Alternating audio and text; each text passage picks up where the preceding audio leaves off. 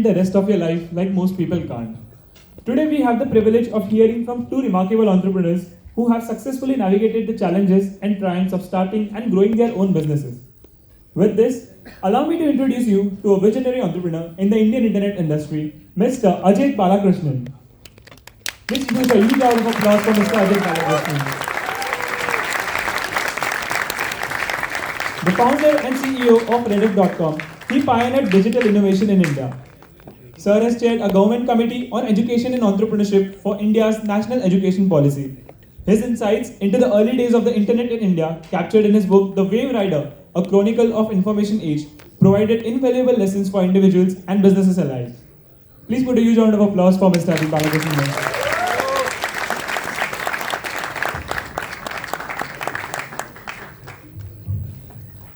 Let us now greet yet another remarkable entrepreneur with a huge round of applause, Mr. Nikhil Inani. With a relentless drive for success, Mr. Inani has carved a remarkable path in the business world. He is the CEO and Managing Director at Apollo Finvest, a publicly listed internet-first transactional NBFC. Prior to Apollo Finvest, Nikhil headed consumer products at Hotstar and co-founded PharmEasy. He has 8+ years of experience building products from scratch to having millions of customers on his platform. Please put a huge round of applause once again.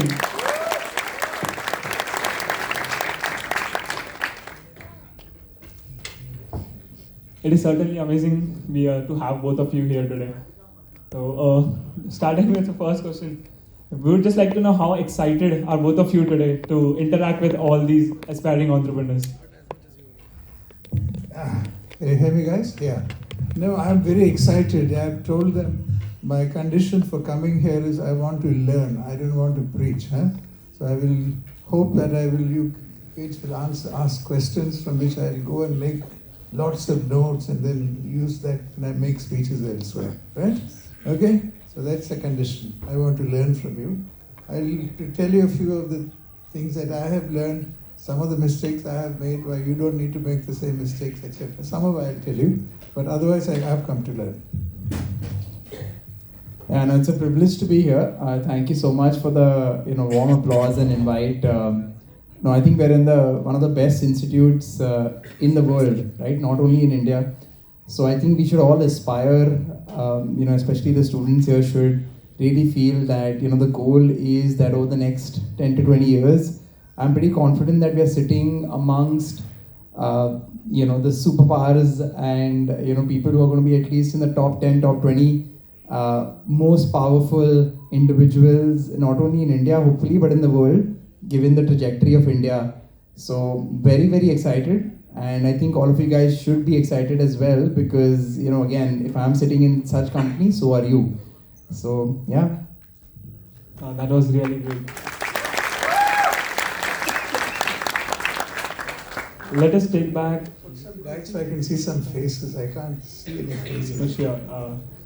Some lights to see. If you could put some lights on. Yeah. I don't want to know whether you're looking bored or you're listening carefully. Experience.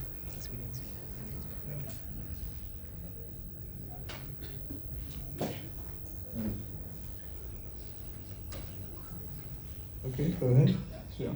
So let us take back both of you to the days that we are living currently. Back to the hostel days that are some of the memorable moments that you live of your life. So Mr. Ajit sir was an alumnus at IIM Calcutta and Mr. Nikhil sir was an alumnus at CMU.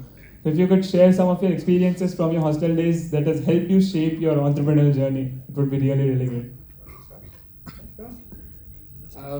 I think for me, at least personally, I think, CMU changed my life. I think, before going there, I didn't have a lot of direction of, what I wanted to do with my life. But, when I went over there, a couple of things basically, CMU gave me, right, which I really cherish quite a lot. And funnily enough, nothing to do with education really.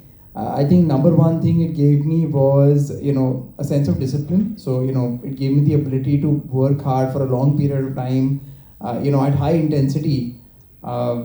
Where I see basically, other people aren't able to maintain that sustainability in terms of, high intensity work for a long period of time. People tend to get burnt out. But I think in an education, like CMU, it gave me that ability. I think the second thing it gave me was also, a fantastic set of friends, right? Who really were so inspirational because, right from college days, they wanted to become, really amazing individuals. And honestly, it inspired me to be one of them because it's truly, correct what they say, right? You're just an average of the 5 people that you hang out with the most, right? And that's what happened to me. I was really bang average, and rest of them were so phenomenal that they made me, somewhat close to them and inspired me to want to be like them, right? And today I really cherish that circle as well that I have because a lot of them have become entrepreneurs as well. And even today, when I feel like life is going a bit difficult today in office, I just have to call them up and they just laugh at my face and tell me that this is nothing, this is completely normal. Like we went through this few months back, and it'll all be fine. And I truly believe that because in the past, whenever they've said that, it's always the truth, right? Like in a few months' time, everything goes great, right? So I basically tell the same thing to you guys. I think one is you learn discipline at IIT Bombay, the ability to work hard for a long period of time, and secondly, like really cherish the friendships that you guys make over here because that's the most important thing in my opinion. Yeah, okay. Let me start just a little before. I grew up in a small town called Kannur in the Malabar area of Kerala. And after school, and I went to college there. And then my life ambition was to be a football player. Okay, I used to play for the Kerala University football team. And my father and grandfather are doctors, incidentally. So one day when I was my third year of college, my father said, "You come for a ride." So I got into his car and he took me through the paddy fields in Kannur, and there was an old, decrepit man polishing some things in the paddy fields. And he asked me, "Do you know who this guy is?" I said, "No." He said, "He used to play for Mohammedan Sporting in Calcutta. Do you want to be like him?" Yes. All day sitting and scrubbing vessels. I said, "No." So then onwards, I said, "Okay, let me be very serious about my studies." And I talked. Anyway, my mother's condition was you have to score 100% in mathematics. Otherwise, she'll ask me, "What happened, baby, the day I made dosha, that day of your exam, did I put too much salt in it or something?" My brother and I used to say, "Let's not listen to this nonsense, just go ahead and score 100%. Yeah, I moved on. My brother also went to IIM Bangalore, he went to, and he just retired as the chairman of Hindustan Petroleum. So anyway, but learning is that, it was a tremendous learning when I went to IIM Calcutta from this kind of background.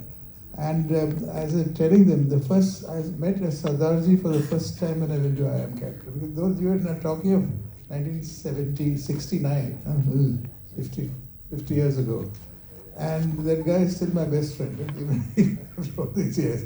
You meet a variety of people, and in these cultures, I'm very familiar with the IIT in Bombay too, because out of the class of 89 at IIM Calcutta, about 50 or 60 were from IIT Bombay. Those days, IIM Calcutta was the first. Ahmedabad just started. IIM Ahmedabad, they just started, and none else exists. So when I came to Bombay, I did something awful. I decided to start something. At that time, marketing was very hot. So I decided to start an ad agency called Rediffusion. I was 21 years old at that time. And the only friends I had were my IIM Calcutta friends. I didn't know a single soul in Bombay. And since they were all from IIT Bombay, I used to hang around in these parts and with friends because they were friends. So I have very warm memories of this campus and people here. I was pointing out to them that Vic Meneses, who I saw his own building is named after him, right here. He was one of those pals we used to hang out together with. He went to Citibank and then went to New York Citibank and became the worldwide boss, etc. Unfortunately, he died early. Anyway, so I think learning and friends. Even today, we are a bunch. I'm 75 years old, kiddos. Listen to my grey hair, etc. So my friends from IIM Cal days, all of us are in the mid-70s. We meet once a month to have a drink. Okay, for 1 hour in Worldly somewhere, and we discuss, some things. It's a lifelong pleasure. you also realize that when you come from small town colleges and things, you think I'm the top of the class, nobody can be as bright as me. But then you come to IIT or IIM, you think, God, the world is full of bright people. I better bust my ass and do some real work, otherwise I won't become first in class. Yeah? That was really, really fun. So, IIT Bombay being a technology hub, we have a lot of tech enthusiasts, and they would certainly be eager to know how the technology has evolved and where do you see technology going into the future? Pitch in? Okay, back in 1985, I was in Bangalore, commuting from Bombay, but with two friends who were both Stanford computer science guys. 1985, guys, none of you were born, clearly. Our goal was to build a personal computer, because the IBM PC was talked about and it had not been built. So we imported components, did their own board ourselves. Vinay Deshpande was the partner who did all that. And we tried to run it on Unix, but it's available free. Okay, and we built a PC and we started selling it. That was 1985-86. Okay, and for the design, the visual design of the PC, I called up and I met a friend here who was in IDC. It was then called the Industrial Design Center. Ravi and Ajanta. So yeah, the design of the computer that sir is talking about was built by IDC. It was done in the IDC, yeah. And we launched it. Unfortunately, we were very young and didn't realize that government suddenly reduced import duties from 50% to 0. And our company was destroyed, but I'm very proud of the fact that we created India's first PC, and it was done here. The visual design of the terminal helped us design the molds to make the plastic parts, to make it look. It's all done here, IDC.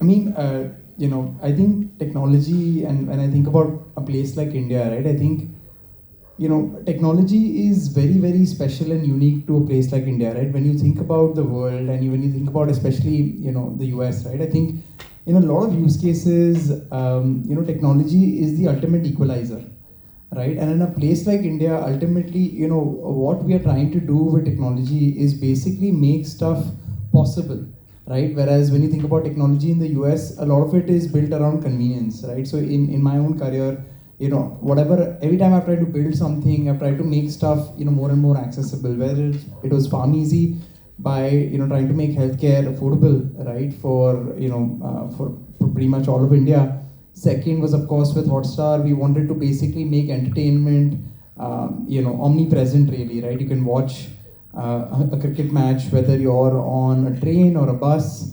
some places where roads don't go, you can just pull out your mobile phone and watch your favorite cricketer playing.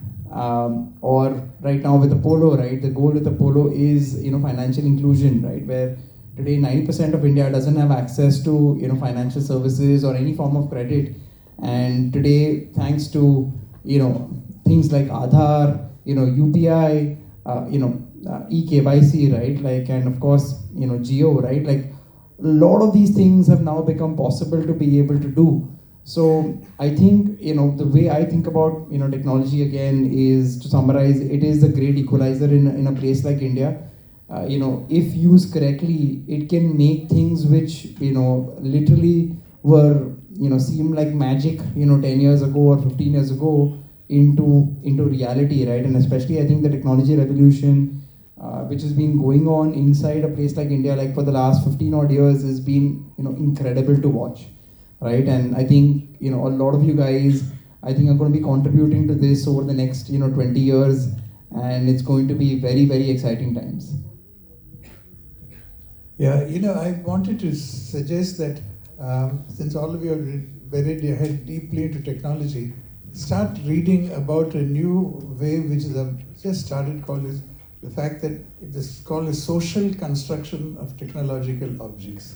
And that point of view says that all things that we say as technological change and technological objects are socially constructed. There's an excellent book by a guy called Bijker, Bijker, and he used this is something very quite revolutionary and radical in the way we look at technology. And I'm just consulting my notes. It says, for example, they take the case of the development of the bicycle, which we take for granted, 2 wheels, etc. It didn't start out like that. It started out with a giant wheel and a tiny wheel, and etc., etc. But I think what worked was, it was pulled in many different directions. It was solving a variety of problems for riders, manufacturers, those who repaired it. The problems included how to make it safe, how to make it easy to manufacture, ability to manage roughness of the roads, and so on. Designs had various cultural meanings. Was the bicycle macho or should it be ladylike? And that was pulled in many directions. And so all of this resulted in, should social activities for cycle be done in public parks, etc., etc., or it should be included only sports. And he's written about how the bicycle evolved into the object that we now know. But it went through many different paths. And there's some recent other writings on how programming languages are based on social construction. How Python evolved in a way, and why it evolved socially in a way that is flattened out, Java and all the other programming languages. And what you look at it and you think it's only a technological reason why that succeeded, etc., etc. No, the society pulled and pushed programming languages in various directions till Python landed up and became, today if you don't know Python, you don't know programming languages. That was not so 25, 30 years ago. Java ruled the game. But don't look for scientific reasons why it evolved, look at socially constructed reasons. And if you have time, one day I'll come back and walk through the full thing on how Python was socially constructed. How society pulled and pushed and made it what it is, as opposed to what the original creator wanted it to be. Thank you. That was certainly a great idea. So moving on, the next question was, how do you perceive working for startups than working for big multinational corporations? Because we know, especially Mr. Mikhil sir, following his graduation, you joined Coupon Dunia, which was relatively a very new startup, and then just after that, you co-founded PharmEasy. So there's always a trade-off between choosing between the two. To be very honest, right, I think it really depends on what career path you want for yourself, right? I think, to me, as an example, he rightly pointed out, right, once my actually career trajectory has been in such a way that, once I completed my master's, right, and I went there with no work experience, I came back to India immediately because, I wanted to see what we can basically do in India. And one of the things which again was very, very pivotal and changed my life was, my first ever job was in Reliance, right? And I lasted there all of 3 months, right? Because when I went there, it was, to put it politely, it was one of the worst experiences of my life, right? It scared me to death because it made me feel this is how life could be if I don't step up incredibly, right? So I yet remember within my first month over there, I actually, told my manager I want to leave. And the next couple of months, all I did over there was, back then there was a new website, which I'm sure you guys are aware of right now. It's called Coursera, right? And I started doing the machine learning course over there, by the professor Andrew NG. And, literally spent the next couple of months of my notice period just doing that, right? And it really made me want to basically become like the top 10% percentile in terms of team members, employees, whatever you want to call it, in India, because I knew if I was not in that zone, what 90-95% of India looks like at that point in time, right? So ever since then, obviously I got the opportunity to work inside startups. He's right, I went to a place called Coupon Dunia. It was, to call it a tiny startup is an exaggeration. We were literally 3 people in the employee, with one of them actually being a part-time employee working out of Philippines. So realistically, there were 2 people in the office when I went in. I literally joined the company because I just was so hungry to learn from the CEO there. And my interview involved actually a game of PlayStation as well, right? We actually just played a game of FIFA back then. And really, the reason why, by the way, I was hired is because prior to joining Coupon Dunia, I did a tiny startup of my own. It was called Me Wants. What it was basically, I'm sure everybody's familiar with Dunzo now, but imagine Dunzo, but anybody can be a delivery boy. Like OLX and Dunzo having a child, that's what Me Wants basically was. And it was a spectacular failure, right? So when I went to interview at Coupon Dunya, Samir was the CEO and founder. He was like, listen, you don't know what to do at all, but one thing you do know is what not to do, right? I'm gonna hire you so that I make sure I don't make the same mistakes as you have made.